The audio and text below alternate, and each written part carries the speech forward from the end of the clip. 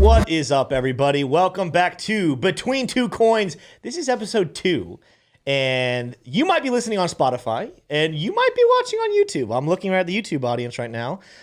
We decided last week to go ahead and make this both YouTube and Spotify. So wherever you're listening, welcome to the show where we discuss all things crypto, all things sports. And when I mean all things, I don't necessarily mean all things, but we're also discussing animals. Sports that relate to crypto. And sometimes, if the sports information's good enough, we'll travel away from crypto. But we also do animals from time to time when needed. I mean, for example, those of you who while. are listening on Spotify, you will not be able to see this, but Smay is wearing his dolphin fish shirt.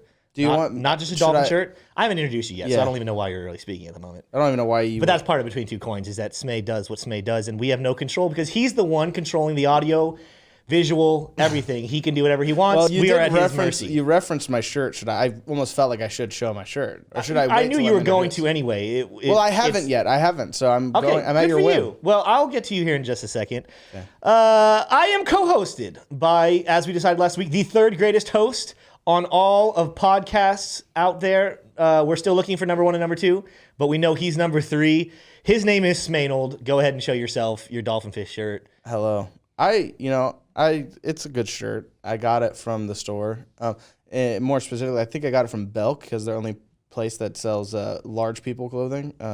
Did Belk sponsor this? It's sad.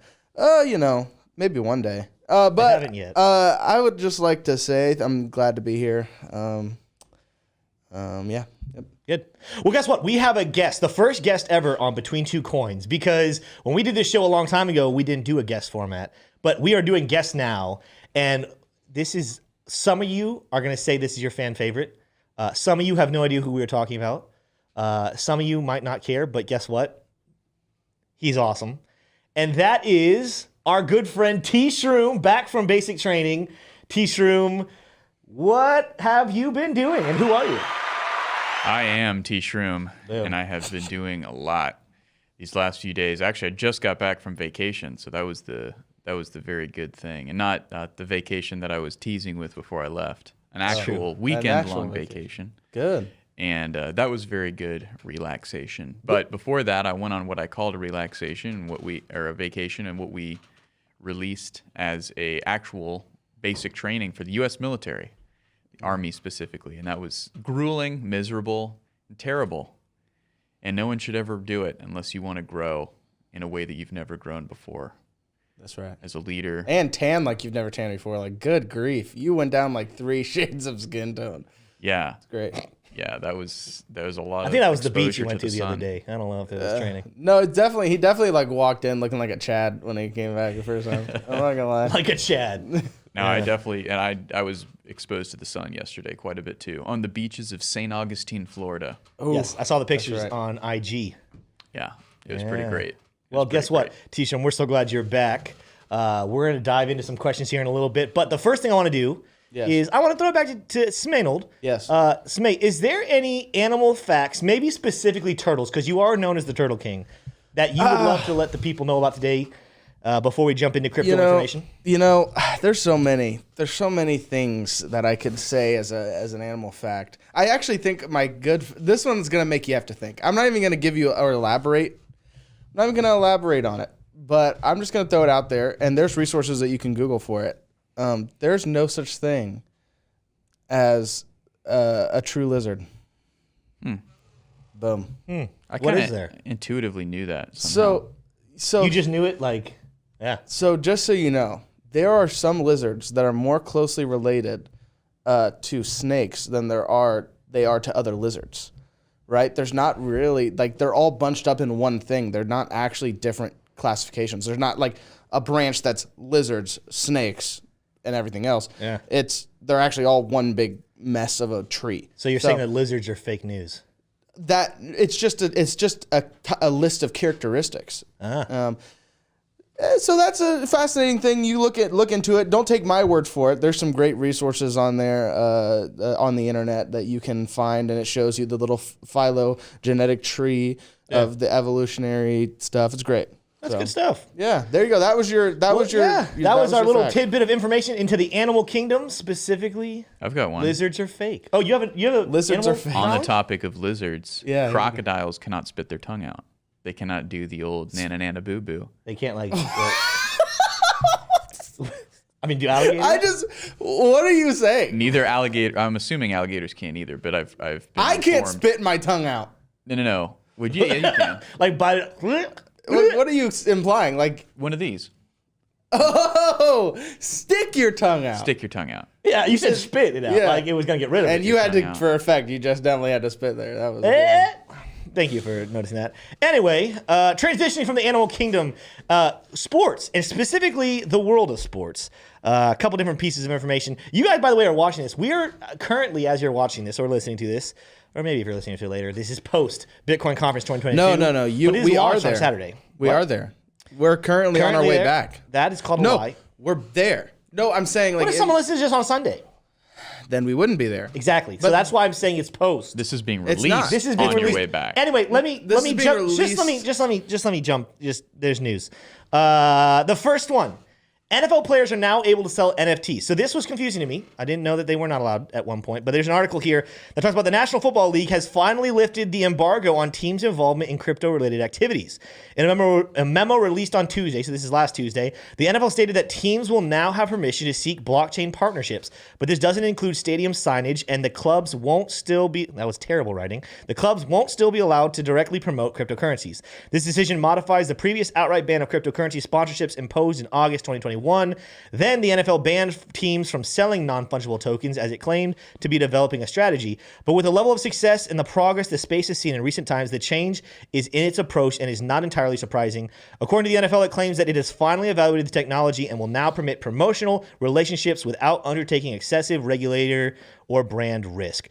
So, I didn't know that the NFL wasn't allowed to issue NFTs. Well, you know what? It makes sense. Yeah. And the reason why it makes sense is I wonder if it was just under kind of a blanket ban. Because here, think about it like this. If I was a football player, say I'm Odell Beckham Jr. and I'm a really cool guy. And I mean like walk out- Odell that spoke at the Bitcoin Conference 2022? Yes. So Same I'm Odell? saying, so I go out on the field and I say, guys, I'm sponsored by shares of Amazon. Go buy some shares of Amazon while you're at it, right? I think there's a lot of hairy things in terms of being very outspoken about investments, on pumping investments as a terms of taking those kind of sponsorships, which I'm also pretty sure there's illegal things with that, with specifically about stocks. But that's why I wonder if they just had a blanket thing with crypto as well to say, you know, just kind of like we don't take coin sponsorships. They're like, hey, you guys can't take coin sponsorships because, like, imagine if I go out on the field and it's the same similar thing. Guys, go invest in Dogecoin, invest in this coin, blah blah blah. I wonder if NFTs were then included under that kind of blanket rule of saying, well, go invest in my NFTs. They all saw it as the same thing. It's just a blanket thing. But now they're making this distinction to say, well, NFTs is kind of more like merchandise. And you can sell it and trade it. Well, like here's that. what I'm a little confused on the article based off the terminology I'm seeing here, and I want to get Tshroom's take on this in just a second. I don't know if an individual player. I think an individual player can already do it because they're just selling their own name. What this is specifically talking about is teams. Teams can't do it, and so that'd be like in the moment they can't profit off of just selling like the Bucks. The Bucks can't just sell Buccaneer NFTs and make money off it. So that's what they're restricting. Is now they could do that. So I guess that I think that continues. I think that follows similar thread. I think it just makes more sense that way. What they also make sure you understand in this article, and I won't read any more of it. I'm just going to surmise it. It talks about now they still will not allow teams to be sponsored by any NFT crypto projects. NFT project or crypto, like so crypto.com, and we'll talk about them here in just a second. There's another piece of news with them. They like you couldn't have the way soccer players in Europe, or the original football players in Europe, teams can be sponsored. Like they literally get the sponsor right on their jersey. The 76ers and the NBA have it. Well, we're talking about the NFL right now, Smay, and those are two different leagues. I was continuing your example. Well, the football's still not allowing that. And the other thing they're not allowing is fan tokens, which we talked about last week with Chili's. I wish someday the NFL will allow, and it's not saying it never will allow fan tokens, but as it stands right now, they said they want to look more into that technology. They will not be allowing fan tokens. And they literally said in here, they said, at this point, fan tokens have not been of value. It has been just another speculative asset with high percentage for loss. That's a That's cruel. Well, so I wonder. I think it must have been. I think they're just trying to protect their butts from any kind of potential poking around with any kind of regulatory bodies, and they're just saying, okay, we're gonna treat NFTs a little bit differently because now we're saying, okay, well that can just be merchandise, so that's not even the same thing. But we're not gonna even mess around with things that can be considered investments or commodities or anything like that, because then if you're that can become a hairy thing of investing, and maybe they're just like, we don't even want to mess with that. What are your thoughts about all that, Tshroom? Because I know you and I talked about Chili's a lot when you were here last time, because you are a football fan, a soccer fan. Yeah, well, when I was in basic training in the first month, Army basic training, the Super Bowl was happening. And so I got to miss out on the Super Bowl, unfortunately. And they don't let the trainees watch the Super Bowl? No, definitely not. Oh wow. No, we got zero. They didn't even let some of the drill sergeants watch it because they had to babysit us. That's rough. But yeah, so that was rough because I've always watched the Super Bowl. I've always been a big fan. But my take is that we're before our eyes we're seeing the first step towards something very new, and I don't think that Chili's will be, in its final form, I don't think it will be a mechanism to control major league sports. I think it'll be a mechanism to control a whole new type of sports, a whole new type of competition, where it's like, it's like almost like Bakugan or like with the ones that you Beyblades, where it's like it's just a whole new thing. Professional Beyblades, powered by Chili's. Where like you're having basically a democratic / capitalist way of engineering a new sport, where the collective gets to pick who are gonna go fight in the arena. But I think professional sports, unfortunately, there's too high of a barrier. There's too much risk. There's too much loss potential. No, I did hear. So what you were saying, there's some leagues where Chili's actually allows, we talked about this last week on last episode, they actually allow you in some of these smaller leagues to vote for the lineup, like in soccer and stuff. That's never going to make it to that's what I'm to the European soccer, football, or hockey or anything. But what could happen is you could vote on what jerseys they wear, what the field or court, or depending on what's, or arena, the sport you're watching. Skins. What's even cooler, and I said I didn't know how UFC got involved and whatnot. Actually, what their plan is for the you to have a hand. You yourself have a hand in deciding what fighters fight each other. Yeah. So what do the fans want to see? Potentially through Chili's and buying fan tokens, you would have control over who your favorite fighter gets to fight. And next, that makes sense because the UFC isn't like a tournament style. Yeah. It's just whoever has the most hype in the moment. Yeah, right? they set those fights. So that makes a ton of sense. It's gonna be rough for all those promoters, because the promoters make all their money setting up and selling those fights. Yeah. And well, if the fans are deciding who fight, and then they still have to promote it. I know, but I think that half the job. I'm gonna say half the job. I don't know. Some of their job is actually negotiating and deciding who they're gonna fight. And well, I think they would. I think they would still have to do that. I think what it would be is it would be, hey, this is where that you vote for your fan tokens. This is what the consensus is. Yeah. Now we have to negotiate what the money looks like and all the venues and stuff like that. The promoters still have to do all that. Yeah, but the skins, changing the skins of like what the professional athletes are going to be wearing, that's pretty cool. Yeah. I like that concept a lot. I think that is feasible in this from the legal sense. The lawyers being able to work that out is like that shouldn't be too hard. I mean, they have nonprofits who've determined like the breast cancer awareness stuff, where there's pink skins all around the stadiums and on the players' outfits and their uniforms. That's definitely already legally sorted out. So getting a democratic / capitalist way of coming in and doing that, it seems like that path has already been trodden down. So, well, let's transition. Another story that came in sports. Speaking of, because we were talking about soccer, Crypto.com is now the official sponsor of the FIFA World Cup. So now this is not only they got their hands on what used to be the Staples Center, it's now the Crypto.com. And they have their arena. hands on the 76ers. They have their hand on the 76ers now? Yeah. They're on the uniform. Yeah, they're on the Okay, well, there's that. Jerseys, They obviously now have had two very, very talked about commercials starring Matt Damon and LeBron James. Yep. And now they're going to be sponsoring FIFA. Probably, I don't have the facts to back this up, but Tshroom, correct me if I'm wrong, is the FIFA World Cup not the most watched event every 4 years? I feel like the FIFA World Cup is more watched than the Olympics. Certainly globally. I do believe. So NASCAR came to mind, but that's the one that's the most attended physically. Well, I don't know. I was looking at numbers a while ago. Racing will surprise you how many fans they have. No, I definitely I do believe it. I'm not one of them, I was but- more showing the disappointment that I'm disappointed in all these people. Watching NASCAR. Yeah, like Hey, left turns are. can I be honest? pretty sick. Here's the thing. This is my question. Raise hail. I raise know I don't hail. want to take us too far in this rabbit trail, but if you're building these vehicles correct, like just think about it. You build these vehicles, and they all have a maximum potential of how fast they can go, right? So it's not like the people are pushing harder on the pedal to make it go faster. Well- like, what is so like? I guess what is the nuance that goes into it? That like, how do you go faster than the other person? Okay, so here's this. So first of all, material you know science. how it works. Like you can pick up. What's the word? If you get behind another vehicle, you don't get have the dragged. wind resistance, right? Yeah. You get dragged, right? Yeah. So how many times you have to stop for gas is one of the plays. How you deal with your tires and how fast you wear out your tires because they have to change tires in the middle of the race. That's a factor. Also, you got like I don't know how many race, but like at least 20 to 30, 40, depending on the race, vehicles all traveling 200 miles per hour.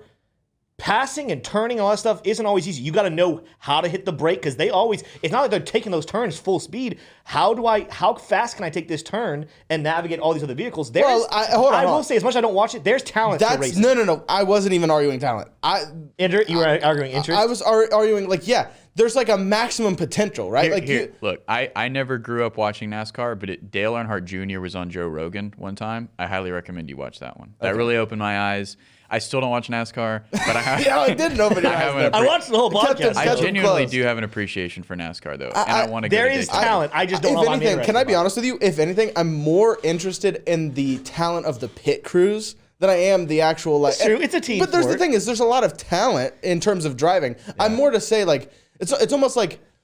If you watch the NBA, for instance, you can see somebody who's just so much more transcendent than everyone else, like LeBron James or Giannis Antetokounmpo, right? He transcends even basketball. Like his physical talents, like he's way more athletic than half the people out there, right?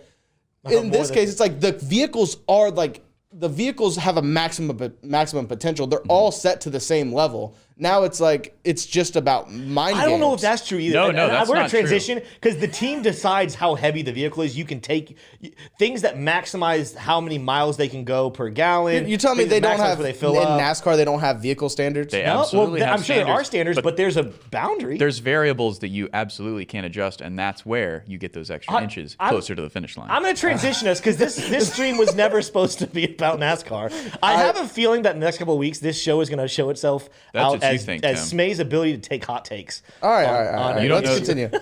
What you guys don't Before I know get is beat that- up by rednecks. NASCAR has ghost sponsored this episode. For real, you would think so. They got us talking about. Well, let's They're going to be the transition. next ones to announce their adoption of crypto. But the FIFA 2020 FIFA World Cup, it's in Qatar. I really wanted to go. I tried to buy tickets one time, and you couldn't buy them on the website, so I just haven't thought about it since then. We'll get together and watch though. But I'm absolutely watching. We'll get together and watch. So football, original football, as Tim alluded to. Football. I like referring to it that way. Yeah. It's my favorite sport by far. I grew up in a college football town, and I still liking watching that. I still liking. I still liking. football. I still liking watching it. But European League football, specifically Premier League and Champions League football, is so good in my opinion. Like it's just so well done. The commentators just wrap it up with a bow on top in a way that like really respects the tradition of football. We're just taking. But a it beaver. also it feels so modern. So it's got a tight grip on modernity as well. Yeah. And the audiences specifically for the Premier League are just so gung ho about it. They love buying the jerseys. That's what I asked for Christmas last year, was a Liverpool jersey, and guess what I got? Exactly that. Because my girlfriend comes through. She loves me. That's right. That's a good girlfriend right there. Real quick before we transition back to crypto, favorite soccer player / greatest of all time. I mean, Ronaldo's definitely proving right Which now. one? Which Ronaldo? Cristiano Ronaldo. Because there's you don't even know for certain if he's the best Ronaldo. There's two of them out there. Right, that's true. Right. But I think he's probably the greatest of all time. He's not my favorite. Messi's my favorite. Yeah. Um, Are you statistically Ronaldo? You think Ronaldo's better or? I say don't think I've greatest ever of sat all down and looked time. at their statistics. I just love watching the way Messi plays the game. In the same sense that LeBron is the greatest of all time. It's like the time has not Well, played that's itself debatable, out, so that's, and it's debatable. But you're asking me, Taylor Tshroom, Yeah, that's true. It's your opinion. on Yeah. what is it, April 4th? It's not April Fool's, so I'm telling the truth. Yeah, You're saying but Ronaldo. that's what I think is pretty good. Obviously, you got the likes of Pele and different folks. He's from the my past favorite. who are really good Yeah. as Hey, well. I watched a movie about him. Pele. I watched a That's movie good. about him. I like him. So Well, so the reason we had Tshroom come on, so first of all, he's now back. He was a contractor before here. He was a contract with our company, before leaving for basic training. Went to basic training, came back. He is now a W-2 employee, so he's officially one of the One of crypto us. Jebb, but we're not even. Our One company's of actually us. called McAfee Media, so he's officially a McAfee Media employee. But I wanted to ask you a couple questions because the reason you're even working here is your background in trading. And so what I wanted to kind of get from you, Tshroom, is A, how did you wander into our building and get And yourself our a hearts. position? Yes, definitely our hearts. But B, what does your trading history look like? And what are some of the lessons you learned along the way? I guess we'll kind of save that question for a little bit later. Let's just start with how did you come to be in contact with McAfee Media? Well, through the magic of C12 groups. Yes. Folks, if you're running a business and you're not part of C12, get there fast.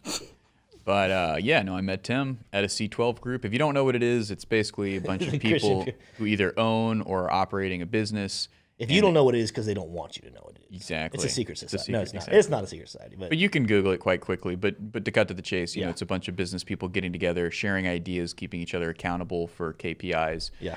And just having fun together. And it is faith-based, so that's also really great. But we met there and we hit it off, and then I was actually a representative from a different company at the time. That's why I was at the C12 group.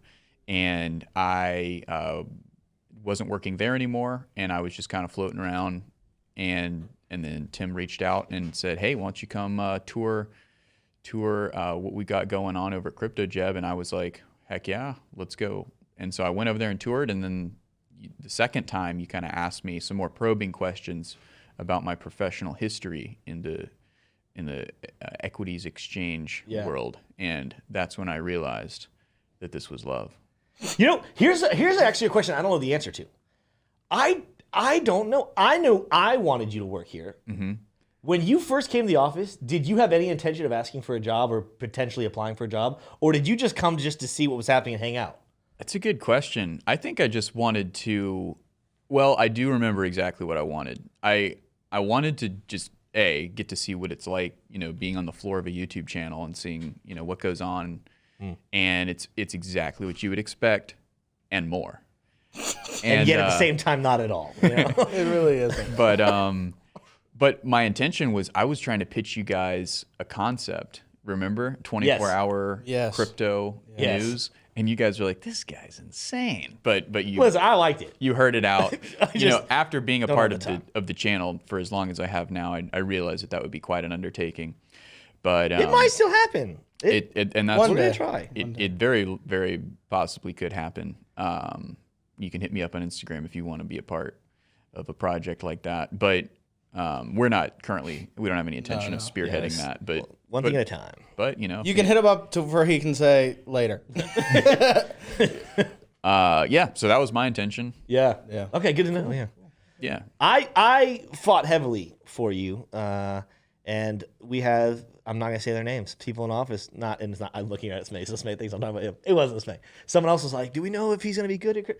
He's been a home run ever since we got him, I did nothing but believe in. and now everyone loves him. And now, Because I gotta say, but me and Tshroom, we go way back. We weren't exactly pals, but we were in similar circles, and it's similar. and so it's funny, as a kid, I like really looked up to Tshroom. Like, he was like this guy that I saw as like this mythical figure in my mind. Wow. Like this, I don't know if I told you that, but like, I was like, dude, this guy's like the coolest guy around town, and that was like now like actually being able to like build a relationship and be friends and him work here, like it was so true. That brings up a great point. Some of you who are watching, or even just looking at a picture of Tshroom, might be wondering, why the heck does this dude look so familiar? Where have I seen him before? Tshroom, where are people maybe, if they have never seen Crypto Jebb ever before, Oh no, he never where wants would to they get into maybe this. have seen your face? You're being my mom right now. Yeah. Oh no. Here we go. I was pretty popular on Vine for a while. I used to do a lot of collaborations with a famous Viner, now YouTuber, Thomas Sanders. And we were very silly. We made a lot of people laugh. They did make some You guys were definitely really silly. Yeah, It there was was silly. no linkage to any serious topics like investments there. It was just fun, silliness and yeah. So where can we find those finds? They're burned. No, I'm pretty sure there's still compilations out there, but you don't need to look at those. No, nobody's sure about something like that. Yeah. There's no certainty in life. Yeah. Oh my gosh. Oh my gosh. Yeah, Yeah. well, And let's Vine's say- gone. All the Vines are gone now. Yeah. Because they took down Vine. So you can't see any of them anymore. Well, there's definitely YouTube compilations, but we're gonna just skim by that one. we might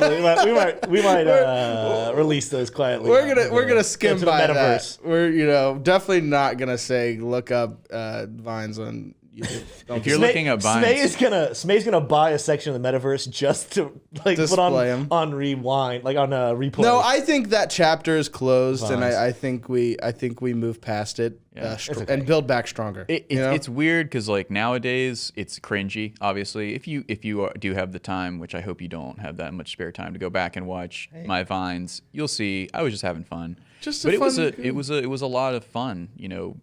I got to go to Playlist Live a couple times, which was awesome. Yeah. Getting to be around Thomas Sanders and his genius, it was legit. It was a lot of fun. Yeah. Well, I'm going to transition it now because there was a portion of your time. I remember when we first met, you were telling me about it, which is one of the reasons why you attracted to us. You actually had to supplement some of your income with trading. Mm-hmm. And I know you had a background in stock market. Can you tell us a little bit more about how you got into trading and then, transitioning from stock market to crypto and a little bit about your success and strategy? You don't have to go into too much detail necessarily, but how you were able to make money in the trading space. Yeah, no, absolutely. And we did a little bit of this on episode 1 where Smay got into his wins and losses and the different lessons he's taken away. Mostly losses, I'll be honest with Well, you. I don't even think I said a comment. win. I saw a comment. It was probably the best comment. Listen to Smay when to buy, don't listen to when to sell. I gotta be honest with you. Your buy spots are great. I'm good at buying, but really bad at holding. You just held. You'd probably be wealthier than Which Jebb. is why I think a lot of people sometimes resonate with my crypto takes, is because sometimes I'm just like I try to be very realistic, but it's like sometimes I'm good with the buys, and then really a lot of times I'm just really bad How with were the you sell. so early on GameStop and AMC? I asked myself the same question. Were you just raking through I Reddit think I all was day? just in the right Did you just have a communities. real I good mean, that feeling? makes sense. No, I think I was just in the right circles, and Yeah. that's why it was the same thing with Dogecoin, same thing with, Yeah. I put myself in the right situations to hear about the stuff, and then I always do my own looking and Yeah. go for it. So to answer your question, Tim, so in college I traded stocks quite a bit, and I actually started, co-founded with a guy named Clay Denny, a club called the Investment Club, whatever. I can't remember the name of it, but Student Investment Club. It was the first student investment club at Santa Fe College in Florida, Gainesville, Florida, and we were all about trading. And we were It's like Wall Street bets. Yeah, but we for were the Santa Fe. Wall Street bets of our small community college. Kind of a campus. big deal. And we had a lot of fun. But from there, I started to take it more seriously, and I started to meet more people who, traded, and I had a lot of fun. And fast forward to, I had graduated college, and I was kind of bouncing around different jobs. And one of the jobs I was helping someone who was selling cars and just like doing their photography. And so I had a lot of time on my hands when I wasn't uploading pictures that I'd taken. And so I was just trading. I was trading a lot of just like kind of mid-cap tech stocks and having a lot of success because I was disciplined. I was like sitting there and actually trading and reading everything about the tech stocks and watching the meta trends. And I was thinking about like oil and other commodities and thinking about how hedge funds are looking at industries specifically and the flow of money from those industries. So I was able to say, okay, oil's really hot this week. There's probably not this week. It was a much smaller time frame than that. But oil's really hot today. There's probably not going to be much money flowing into more high risk investments like mid cap stocks. So I would sell that day, or or I would wait to enter. And things like that. I can't remember the exact strategy, but that was actually pretty profitable. So the little bit of money I was making from that photography job, I was able to supplement my income with just trading. C3.ai, I think, was one of the companies, and some of the Fiverr was definitely one. But C3.ai, that was the name of the company. That thing was doing like 7% like every 3 days. So I was just like swinging it back and forth. And what were you using to tell the bottoms and tops? Were you using technical analysis? Were you just following the fundamentals? Was it a combo? I was using just the chart on Robinhood, but because I wasn't relying on technical at that point. I was just, like I said, I was reading the fundamentals of the oil markets specifically at that time. Yeah. Was really, really big, as it is now. Oil just comes out of nowhere, and people sleep on oil. Buy it while it's low every single time. You won't regret it. Until EV takes over, you won't regret it. But you'll regret it if you hold it too long.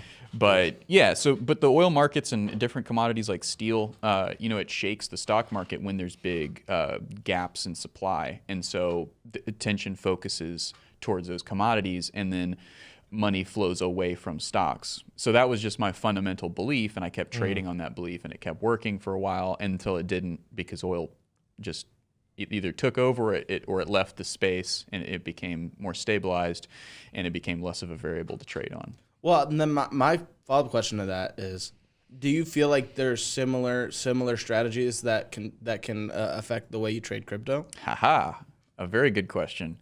Is there a way I can make money off of that strategy?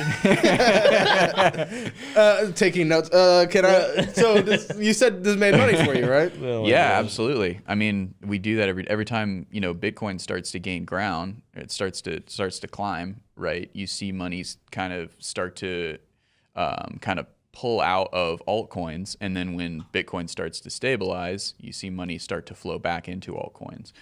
And then when there's like really big, so it's all about just like the flow of money, almost like blood. It's like when you're sitting there taking a test, an academic test, a lot more blood is flowing to your brain, versus if you're running a mile, there's less blood in your brain, there's more blood in your muscles trying to. Yeah. So it's like the market is like that. It's trying to put the money where there's the most potential for need, investment. Talk about like what Michael Saylor was talking about. Like it's kind of a heavy lift intellectually to go there, but there's a lot of similarities between the body and the market, is what I'm trying to say. And if you can think about it like that, and like, okay, the oil market's fluctuating right now, it needs a lot of attention, it needs a lot of investment. There's going to be other parts of the market that just don't. And specifically with crypto, the best example I could come up off the top of my head is exactly that: the transition between investments into altcoins from the big one. Well, I think I love the analogy of the blood and like going around the body, because I would even say I think something to put in perspective is that there's a lot of cross-pollination in terms of where that money's coming from. Like, there's not like separate categories of like, this is all where all the Bitcoin money, and this is all the oil money, and this is all the, like, they're all very similar institutions that are trading around the gambit, you know? So it's like, it's not like everything is just going to be moving all at the same time. There's going to be times where that money's going into one thing and that money's going into the other thing, and so on, because it's all these similar pools of money that are just moving around, kind of like blood. Right. So I think that's a very interesting way of putting it. And those who are writing the blogs and those who are writing that which informs the market, especially the retail market, they know preemptively where that money, or at least the retail money, may be flowing in the next couple of days, when the Wall Street Journal and Market View and everything else, CNBC, are all aligning to elevate Amazon's earning report or some new development at Microsoft. GME. Right. Yeah, whatever it is. And so they can get in early, so to speak, but it doesn't always happen that way. So what transitions you to crypto? So, okay, you guys talked about why you didn't get into crypto. Your explanation, Tim, was really interesting, because someone was like saying it's the Antichrist. Yeah, someone said it was going to be I get that a lot with boomers. You know what's funny? That guy, he's my age. He's now a weed farmer. Yeah. Cool guy. So Cool he's guy. a great guy. I think he's actually. I don't want to hate on him. I not think he's that- making some good money. Not that we have any problem with that. I think it's a very profitable profession. So It's Yeah. legal, so I mean, he's doing it legally. I think he's doing it medically, but I think he's making good money. He's not. Yeah. I think the way I preface it, I would have to apologize to him if you heard that. He is not an unintelligent person. He's a very intelligent guy. Yeah. I just was not gonna buy Bitcoin based off of a conspiracy. And at this point, maybe Bitcoin is the one world currency the Bible talk, but it's way too. That's something we'll never know until it actually is happening. well, and that just seems like a very silly thing to really try to build your case on. So, Yeah, we got anyway. some new evergreen content coming on the revelation and Bitcoin? interpretation of Bitcoin. No, Bitcoin was predicted. Revelations. but there you go. The original price prediction. The original price prediction. But Gosh. okay, so I didn't get into it because I was like, my approach was, okay, I already have enough. It takes a lot of energy to even just trade stocks. All these kids that were getting into Bitcoin, they were like, I was like, how are you guys going to be able to trade this? It's a 24-hour commodity, like asset. Like this is going to be difficult for you guys. And I was seeing all these people get into crypto that had never traded stocks, and so I kind of became entrenched in my own snobbery and arrogance, thinking Stocks are so much better. Yeah, they're so much more sophisticated. Well, I can't say that I ever really knew exactly what like the blockchain technology behind Bitcoin was and like its revolutionary implications. I definitely didn't have anywhere near as a firm understanding as I do now. If I had, I would have obviously bought in and be in a different situation than I am now. But it's okay. So January of 2020 is when I first bought in. What was the price? I don't remember. Oof. But I bought and sold. I didn't hold it, unfortunately. Now Like I'm an in. old Smay Dogecoin move. No, Yeah. well, I was saying oof because I mean, did you get gonked by the what's it called? Black crow? What is it? No, I didn't. Black Swan? Black swan. One of the Black birds. Crow, Black Raven, Black Eagle. The Raven. pandemic. Yeah. No. Yeah. And now I'm you actually said January of 2020? 2021. And I know I just said 2020. Oh, 2021. You definitely said 2021. 2020. I Yeah, thought you you said said 2020. So now first you time. can understand why I was concerned about Okay, the black so penguin. we're talking probably 30s or 40s. Yep. Yeah. Yeah, and if I'd held, that would have been great. But I mean, it's kind of where we are now, hovering above that price range. But no, actually, one of my best trades was right after that Black Swan event, originating from. Well, hold on. If you got in on January, Yeah, our timelines hold are on. a little jacked up here. Whoa. So What if do we you got? got in 2021 January, how would you have made a trade on COVID? I should not have said that. We're gonna bleep hope this. that one passes. I'll go back and bleep that. We didn't say anything. No, I didn't. I didn't. We didn't say anything. I said low vid, like as in a low video. Yeah, he has a speech YouTube, impediment. silly. I have a speech impediment. Well, Elon Musk just bought some of Twitter, so hopefully the censorship. I don't know Yeah. if that translates over to Spotify yeah, I don't know if, and, or YouTube. and YouTube. Well, Maybe well, Spotify will give us a break, but YouTube might. We're probably It's a- also giving it way too much attention right now. It's a step in the right direction. But yes, so it's an astute criticism, Smay. It wasn't Bitcoin that I was trading on that news.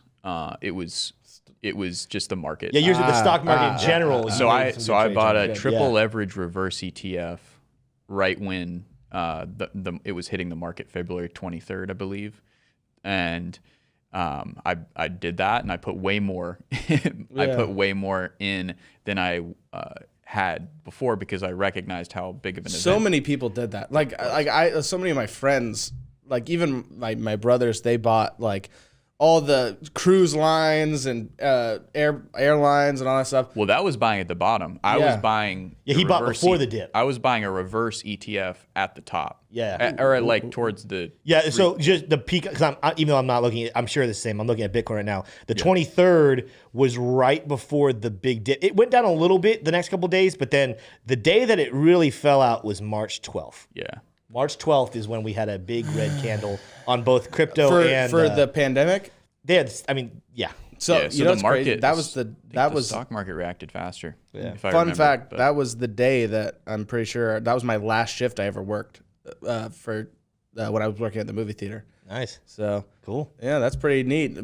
That's what dumped the price. I'll be honest. Listen, Smay said I'm out. Smay The lost price his job. said- No, I didn't say I'm out. The theater shut down. So Yeah. I lost my job, and everyone's like, "We can't invest. Yeah. We can't invest. Smay is out of a job right now. We have to sell." Oh Yeah. my gosh. February 21st was the tip top of the stock market before Yes. it corrected big and went down and bottomed out around March 20th. So in between that time, at some point, I put in a buy order for a reverse ETF, triple leverage, the good stuff. And the good stuff. And I was able to sell well into a profit. And so that was great. Nice. That was one of my best snipes. Is that because you kind of heard the murmurs of what was going on in old Wuhan? Had an old intuition. It was, yeah, I just recognized this is a significant event. Like, this Yeah. is not. It is true. Remembering back to that time, because I remember I was working at a gym at the time, and we'd heard the murmurs, but Yeah. it looked like the United States was going to hold off.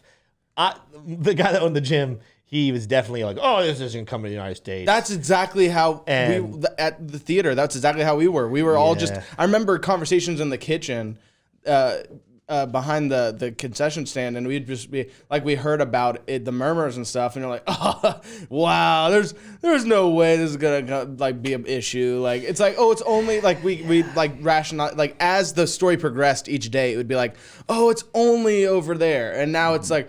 Oh, now, but it's only something that like the elderly should worry about. And then it became, oh, everything shut down. Oh, Yeah. yikes! You know, so So transitioning into crypto was in 2021. So this was, Yeah. well after. It was still in the middle of a lot of terrible death and anxiety in the market and in the world, but it was well after the major event. Yeah. So I got into it just because I can't honestly. I think I just bought into it because a group chat I was in. So some of my buddies they were making money in it, and it was Bitcoin was moving around, and so I started to dabble into it. Well, And to be fair, it had just gone through like within the matter of 2 or 3 months a 240% uptick. Yeah. So it was the hottest right, thing at the moment. right, and so that was the beginning of my crypto journey. Yeah. And I have to admit, I don't know how much more time/topics we wanted to cover. We got some questions from Twitter actually that I was going to ask you. Okay. Yeah. Let's fire off those, but I do have I want to go over my approach to going into basic training. Yeah, well- Having all from my portfolio standpoint. yes, The first question I was going to ask you from Matt C. Ooh, Matt. Ooh, Matt C. I like that Love guy. us some Matt C. We're going to see him. Well, we will have seen We're him. probably sitting with Matt C while the people who are watching this premiere is happening. Yes. We are sitting with Matt C. I it's- won't be. I'll be back in Gainesville. Sorry, T-shirt. It's all good. Hey, that wound. Hey, Anyway, Matt C, you're watching. We're sitting with you right now. Yeah. Matt C said, I'd like to know what the best and worst part of basic training was, and was it anything like you expected? And I'll allow in that, I'm sure he also wanted to know, how did your crypto portfolio prepare you for basic training? Yes. So it was more how did I prepare How'd you my navigate? portfolio as a whole? Yeah, your portfolio prepared. You ask yourself, what question do you want me to ask you? Your pancake swap was like, yeah, you got this, Tshroom. Not pancake Are swap you, did not are you do well. prepared? But Make sure that you make sure that you're drinking a lot of water. And sorry. the best and worst part was that I was away from Matt C. Was the worst part. oh gosh, there it is. No, Matt C, we're with you right now, just so you know. no. The worst part was sleeping in the cold in 18 degrees weather. 18% weather. It was bearish weather. Yeah, It's only 18% real weather. bearish. But it was rough. And then the drill sergeants didn't tell us. So we woke up. We had to pack up our sleeping system, which is just a sleeping bag and a mat. And then that had to. So we were sitting there. All of our stuff was packed up, and we were sitting there posting security with our M4s. And the drill sergeants it was like an hour and a half before they came and got us. So we were just sitting there in silence in 18 degrees in the morning, and it was unbearable. That was really bad. Best part was just getting to know, the guys, just being around a bunch of people, and you have such low dopamine levels while you're in there because it's just misery and sadness. And so when you are getting to joke around with the guys, so to speak, it's just the best thing ever. Like think of joking around with the guys amplified by like 20. It's just 20x. It's just a lot of fun. That's definitely the best part, and also the peanut M&Ms. So NASCAR peanut M&Ms, go sponsors for the episode. Thank you, Matt C, for that question. So did you? So my question is: so you're telling me you got a 20x gains on your communication skills in the moment? They're not transferable to civilian life, unfortunately. Wow, that's tough. Yeah. So you'd say that that was paper trading then? Yeah. You didn't get taxed. Oh my gosh. Oh, goodness. Keep squeezing that lemon. Well, tell me. Yeah, it's a good There's joke. a joke in there somewhere. That was a good joke. Tell us about your crypto. By the way, I think I told you this. You know that because you were able the last Tuesday before you left, because you left on a Tuesday, you gave your price prediction for the Friday HODL trophy. You won the HODL trophy. Yeah. So how did that help you? That was one of the first things Amanda, my girlfriend, told me when I got back. She's like, you won the HODL trophy? Come on. And my mom. That's a good girlfriend. I honestly, I love that she continued to watch. Yeah. Oh, yeah. That's so nice. Yeah. Oh, she wouldn't miss an episode. So. Are you saying for real? Hey. We're all saying stuff. We're all saying stuff. We're all just saying stuff. Listen, lizards are fake news. See, he didn't. Here's the worst part: is we watched Licorice Pizza. We did and watch. you didn't get to watch it with us. Licorice Pizza was. That was the worst part. Do you need to actually see it to have watched it though? Yes, it was so good. It was so good. It was good for all the wrong reasons. It's the best movie I've ever watched. To be honest, it was my favorite movie of the year. Oh, by the way, backstory on that: I don't remember what movie we were watching. The three of us were in the theaters, and we just sat down, and the premiere, like they give the ads, the trailer. We were just watching this trailer, and we're like, "What the heck is this about?" It made no sense, and then the title comes up, "Licorice Pizza." So I'm sure you guys have seen ads for that movie.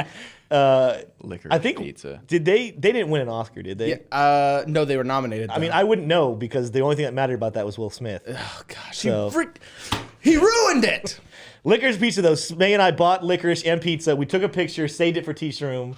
Wanted him to be there with us. Sorry, I reacted strongly, guys. So did he. And I would like to just say, it's usually a ritual for me every single year to watch the Oscars. I'm a big film buff. I love the cinema, And I didn't get to watch it this year. And the sad thing is, when I went to look up all the winners and all this stuff, the only thing everybody was talking about was Will Smith. It's like, come on, you guys, you had to really take the spotlight. I hate it. But anyways. Yeah. Two actors performing on a stage. Oh, are you one of those? You think it was staged?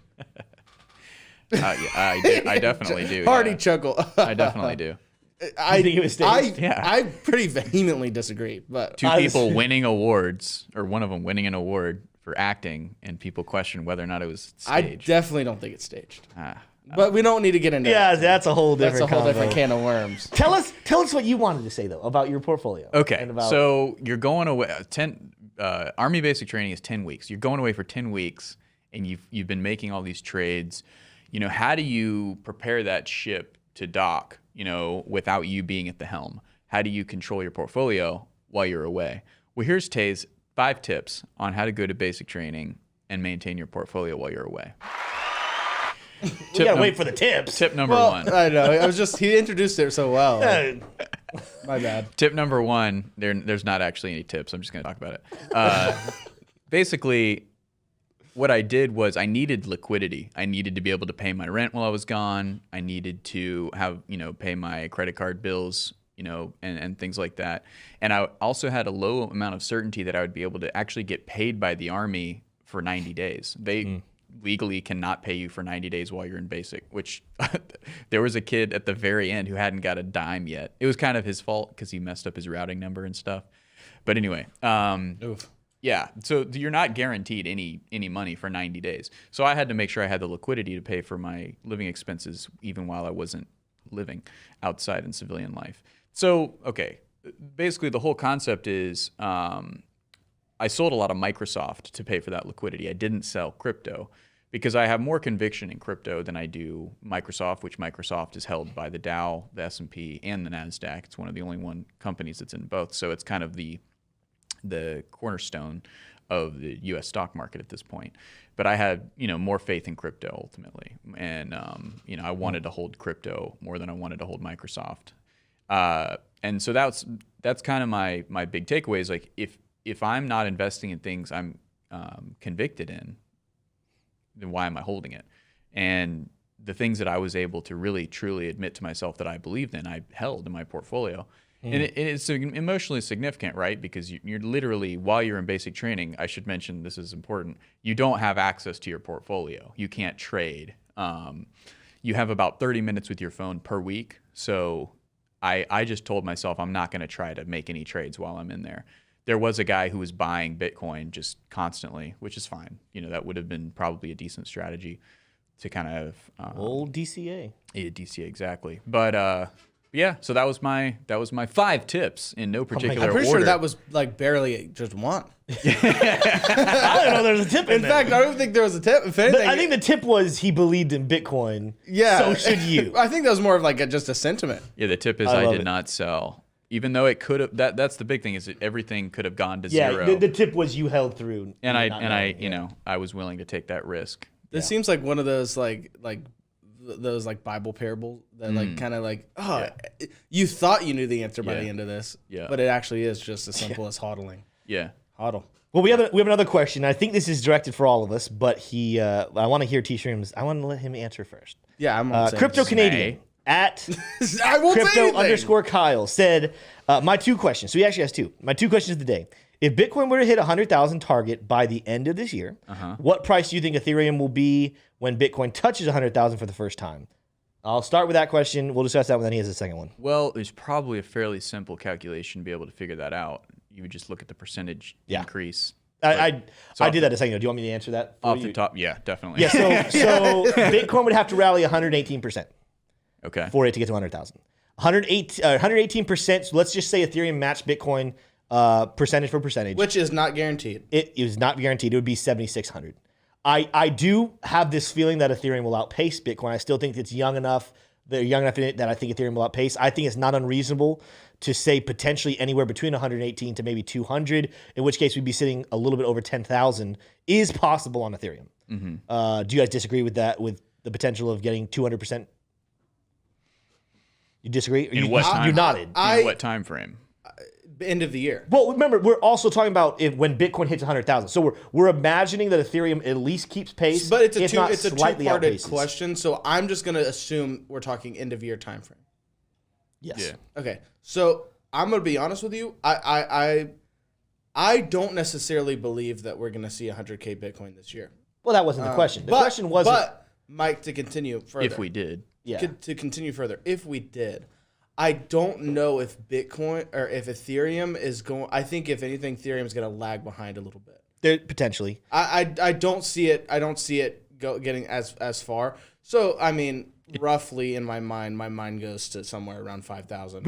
We did learn last year not to make predictions without evidence. We thought it was going to go last year, and to be fair, there were reasons. I was the only one that was right. You get so offended when people. You need to just calm down over there. I'm going to throw this sticky note at you. You calm down. I'm going to throw that sticky note at you. I'm trying to defend you, and you're just getting at it. Go for it. You were the only one who didn't think it was going to happen. Thank you. That was you. That was right. Okay. That's correct. That was me. Now. Smay. I gave it right back. I'm not making a firm prediction. I'm making an if-then statement. Yes. If there is no major FUD news that would scare institutions out of it, I do believe this is a year of regulational clarity. I do believe this is a year that because there's going to be so much FUD and so much pressure against the retail investor to get in, this is the year that institutions take advantage of it, and we potentially will see $100,000 Bitcoin because of institutional money. If that happens, I think that institutional money will also go into Ethereum because that's at least where it's leaning right now. But watch out for Cardano and Solana. Those also have some institutional monies coming towards them. Of course, they're kind of in competition there with Ethereum. But I understand that we should not be very quick to say, oh yeah, Bitcoin's going to 100,000 by the end of the year, no doubt. It's an if-then statement. If there's not a significant bearish resistance to an institutional adoption, then we're going to see it go to 100,000 simply because, we're sitting here waiting in anticipation. Who knows if it was already announced? Because again, this is not Saturday, even though you're listening to it Saturday or later. Is Apple about to announce its official adoption of Bitcoin? Or did they? Yeah, did they? Did they just announce it? Did Tim Cook walk on stage? And if that's the case, we all look like goobers because the Bitcoin's price could be somewhere like $75,000. Here's another question. Will Powell actually work up the courage to do what he needs to do about inflation and raise those interest rates, because interest rates high, it doesn't just affect retail investment, it will affect institutions if it's strong. If it continues just to be 25 base points and just 0.25, 0.25, then I think the institutions just say, you know what, this ain't doing a crack, we're going to continue to go against it. But if he actually gets strong and says, let's do some 50 base point raises, maybe institutions at that point say, hey, I want to get there, I'll put a little bit there, but not as much. But I think that I don't even think it's just billions. I think there are potentially trillions with an S of institutional dollars sitting on the sideline waiting for the clarity that could come this year. Well, so here's my first thing, and I don't actually necessarily think anything you said was wrong. In fact, I agree with a lot of what you said. I disagree. My disagreement, and it's not even a disagreement with you, with maybe people who hear what you said and say, well, yes, I think we are going to see this happen. Yeah. I kind of disagree. I think that these institutions are not going to get what they want yet. And I think I even would say even further than that. One of the biggest things I've learned in terms of my time being in crypto is to realize that time span doesn't mean much, right? Like, we can go months of bearishness. We can go a whole year of bearishness, right? And that's the thing. People think, well, I think of a year. A year's a really long time, so it makes sense. It might as well go to 100,000 because that's a lot of time. Well, to be honest with you, we've seen longer periods of time of bearishness, right? In terms of, like, you go back to 2018, like there is such thing as long-term bearish markets. Not to say that's where we're necessarily at, but I'm kind of in this kind of area of, unless there's really any reason to believe that there's something that's going to be the catalyst that pushes us there, I'm not going to just assume it's going to happen, right? Now, I'm sitting very much running with the same strategy of DCA, dollars cost average, because I'm not going to be a doubter and not also have myself set up for the possibility, right? Like, if it does go to 100,000, I'm going to be ready and I'm going to be able to benefit from the beautiful gains that is $100,000 Bitcoin. Yeah. But I am not going to make I'm not going to make a play based off of that just because I think it will, because there's really no supporting evidence that says that's going to happen right now. Even the scenario that we just threw out there, we have no idea what's going to happen in terms of regulatory clarity.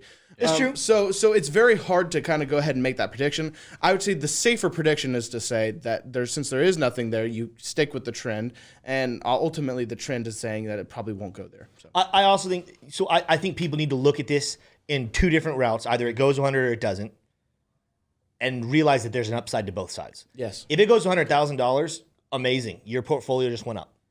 But I actually think, as much as I think it's going to $100,000, I actually would love to get to the end of the year and still be below $100,000, because I have both the trading and I have spots where I buy dips and spots where I take profit. I have spots where I trade. I don't do day trading, swing trading, but I do like longer trades. But I also still DCA, and if it stays below, the longer it stays, the more accumulation I'll get, because that's the thought. Like, there will be a point where some people are going to be like, "Oh, Bitcoin's $100,000. I can't afford it. What's the significance of if I have $1,000 to invest? If I had invested that back when it was $50,000, I would get twice the money." And they're going to flood it out. The rule on that is, hey guys, one day when it's $1 million of Bitcoin, you'll wish you had bought it at $100,000. But for right now, if we can stay down here, continue DCA, this isn't as good a buy spot as if it was 20,000, and 20,000 wasn't as good a buy spot when it was 10,000, and 10,000 wasn't as good as when it was 3,000. You got to keep it in perspective. But do you believe Bitcoin long term is going to make it over 100,000 and it's going to make it in the millions? If your answer to that question is yes, then you love the price staying below that, because it just buys you time to DCA more and acquire more supply. Well, I definitely have more thoughts on it, but I think we should ask Tshroom, what do you think about this? Let's be real quick, because we got to start wrapping up here. We're getting closer, I think, to an hour. I mean, the original question had more to do with like Ethereum relative to Bitcoin's movement. It's true. I think ultimately it's probably, I would just default to Tim's calculation. It's probably just going to track what it has done historically, unless there's some kind of unique event that isolates Bitcoin as the asset to move into. So the way that I look at it is Bitcoin, 100,000 before the end of the year or by the end of the year. I honestly have become less and less interested in those type of questions, like those type of headlines, so to speak.